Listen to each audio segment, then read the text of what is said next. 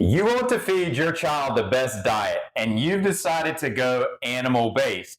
But now you're starting to second guess it. Maybe people around you are saying it's too complicated, you can't do it.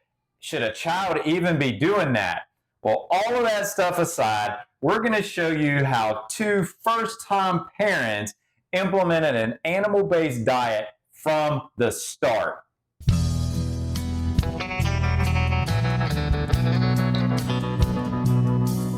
After a couple of years of following an animal-based diet, it only seemed logical that we would do the same thing for our son. Now, while this may have been or may have seemed like a common sense direction for us to go, we realize that that's not the case for everyone. So we're here today to help offer our experience in what we've been able to implement into our home and share that with you in an effort that things become easier for you if you're looking to implement an animal-based diet with your kid. Hey guys, I am Dr. Arland Hill, and I am a regenerative rancher, and I enjoy helping individuals implement animal-based products into their life and finding great sources of those that they can depend on. Today, we are going to share with you some of the foods that we implement with our son. And today, I'm fortunate enough to have my wife, Leah, who is really the one that has been so instrumental in orchestrating all of this. And she is going to share her perspective on it too. But I do think, and this is the reason, Leah, that I wanted both of us to be in this video this time as opposed to just me, because I look and there's a lot of videos out there. There's so many. Oh my gosh, with this sharing this, but they're all moms. And I know you dads are out there doing stuff too, right? So we wanted to bring both perspectives in implementing this dietary strategy with our son.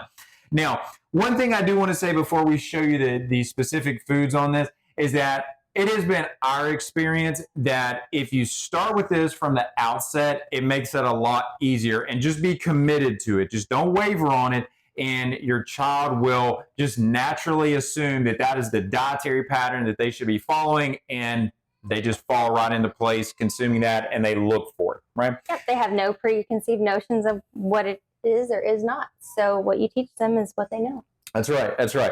Okay, guys, so here's what we're going to do. I am actually going to, this is real time here. I'm going to walk over to the refrigerator and I'm going to pull stuff out of the refrigerator. We're going to talk about it, share our experience with you, and we'll put it back and bring the next item over here. Okay. All right. So item number one. Yogi. Yogi. This is what we call it. This is yogurt. We call it yogi around home. Just, it's easy for our son. But yogurt. Yogurt is so easy, and this is a homemade yogurt. But you can find a high quality yogurt if you don't have access to a homemade yogurt. But the nice thing about this is that it goes down easy. You know, if you're intending to keep fruits in your child's diet, you can easily mix in some blueberries, some raspberries, strawberries, whatever fruits you want to put in there. Don't forget the bananas. And the bananas, right? Loads of bananas. But the nice thing is that this is a great source of protein. And of course, all the benefits that are going to come along with yogurt in terms of the bacteria in here. All of these things are just helping from the outset build the health and the gastrointestinal environment in your child.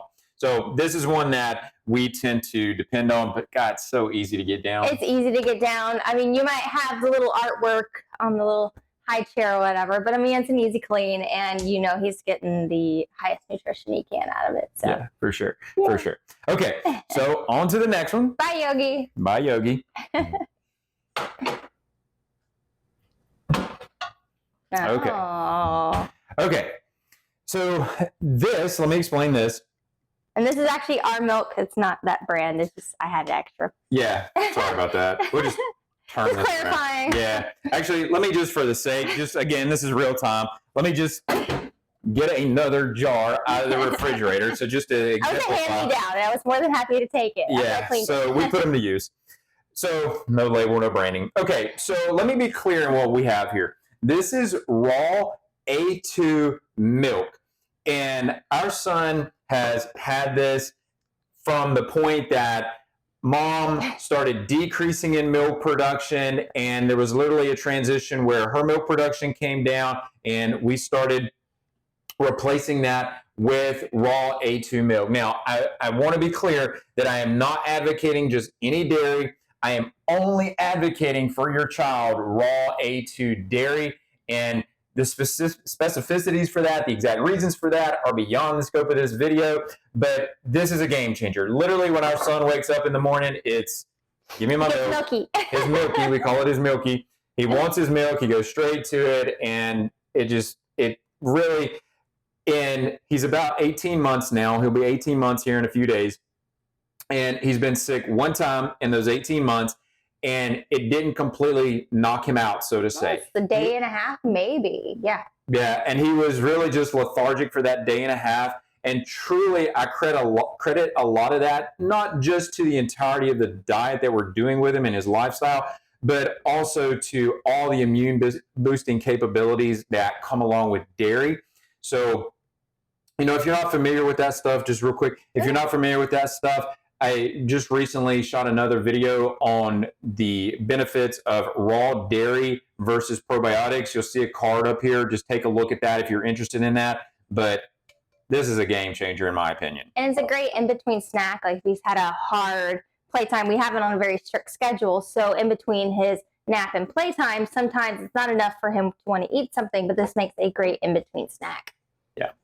So raw A2. And real quickly, if you need to know where to get a source like this in your area, go to realmilk.com and you can find a local dairy that is producing this near you. Okay, so let's see what else we're able to pull out of the refrigerator here, Leah. Okay. Ooh, I think I know. So I'm going to just hand this off to you. All right. So this is ricotta. So it just has a little bit of salt in it, citric acid, and that's it. So we actually make this from our milk, but you can very easily make this. It's really good. It almost has like a mozzarella type consistency once it's been refrigerated. So it's a nice kind of replacement to that, because unfortunately a lot of the ones that you buy in the store have a lot of fillers and a lot of things in it you don't want. So this is a nice way, once you have your clean milk option, you can make it at home.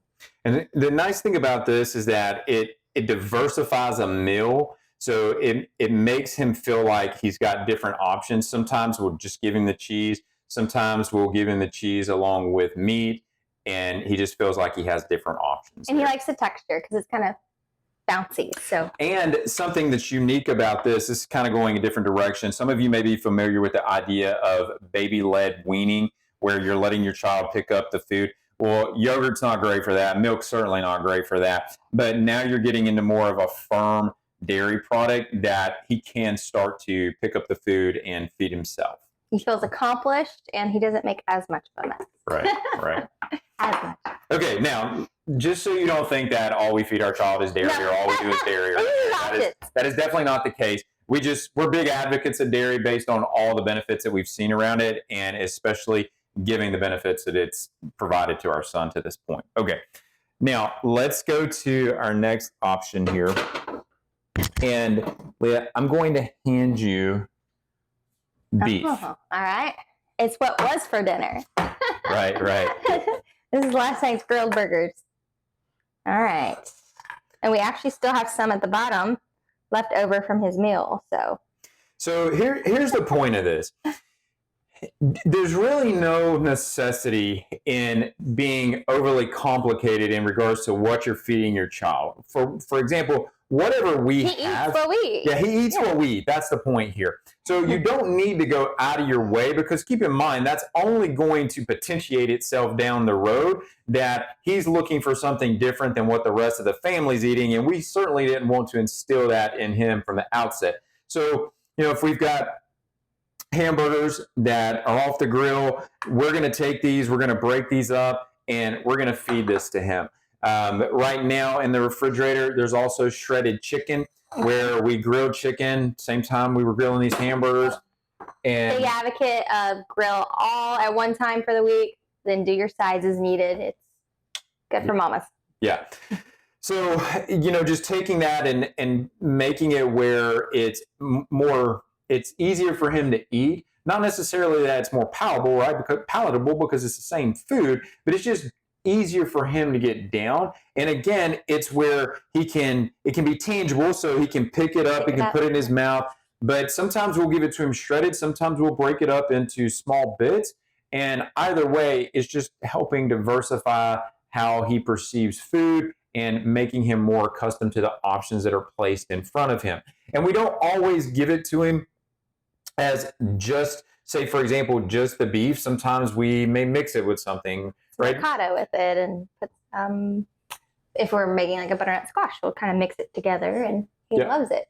He loves color. Right. And so the content or the concept that I'm sharing with you here, whether you're animal-based or you're all-in carnivore, so everything I've shared with you up to this point could be carnivore just as easily as it could be animal-based. We actually are very heavily animal-based, but we predominantly focus on the animal products in our diet, but we don't exclusively eat animal products. So we do still eat fruits. We do still eat some vegetables that would be considered the fruit of the plant. So, for example, a butternut squash, as Leah mentioned, that would be one example. And so we do mix that in. So sometimes he actually likes butternut squash, so we'll mix the beef into that. And kids, regardless of how much you expose them to, they're going to have streaks of being picky. And so this is an easy way for us to get past that pickiness with him and to continue to get these animal-based products in that we really want to focus on with him. So, okay. Now, there's one other thing, and actually, this is, I don't have it in here, guys. Of all the things, I don't have it in here. Have 2 refrigerators full. Yeah, we have 2 refrigerators. It's eggs. And so we have duck eggs and chicken eggs, and we just mix them up, feed them both to him. Couple of things on this. I would say cook them a bit firmer. Right? If you're doing sunny side, you will love yourself if you cook them a little. Yeah, you leave yours running and keep his cooking just a minute longer. Yeah. Because the cleanup. Yeah, they're going to put it all over their face. Yolk turns into cement, literally. Or when they put it in their hair. Oh, Our boy's a future artist. Yeah. So anyway, eggs, guys, hard to beat the nutritional value of eggs on so many different levels, especially when you look at the yolks and the things that the egg yolks provide. And they're quick to cook, too. They're quick to cook, right? But in terms of those egg yolks being able to provide neurological benefits, you guys are looking for speed. What can I get fixed easily, quickly, that still meets the criteria that I'm trying to adhere to in the diet? You can take some good butter or some tallow and just cook the eggs in that, and do it in a stainless steel pan without any type of coatings or anything on it, no aluminum in it, nothing that's going to leach into the food. Nickel free. And you've got the ideal meal for your developing child that is going to meet all their nutritional requirements, and you didn't have to worry about anything toxic being in that. So eggs are definitely a go-to for us. And I would say also with those, most people, when I say that, I told you that we do chicken and duck. So keep an eye out for duck eggs. You may be surprised that you can find those in your area. So that would be another one. Yeah, and the kids will like those because they have a bit of a creamier nature to them. Especially if you leave those yolks runny, you're going to find that it's just an overall creamier. Like if you like Sunnyside eggs, Sunnyside duck eggs. It's a whole nother level. That's a whole nother level, as she said. So. Okay, guys, so that's what we wanted to share with you today. Just give you some ideas. So real quickly, stick to the fundamentals. Don't necessarily be out there doing all these different things for your kids in terms of what they need to eat. Just be methodical in continually exposing these to them, and you'll have a kid that's all about an animal-based diet in no time, and they'll be happy to do that. Now, I can appreciate, and we let me say it, maybe clear, we can appreciate another challenge that you are probably running into, especially if you have a little boy, and that might be diaper rash. So what I want you to do is check out this video on a animal-based product that is a game changer. Ammonia blocker. It is a game changer for diaper rash. And the funny thing is that this is in complete opposition to what you hear a lot of the skin experts saying. Give it a look. I think you'll like it.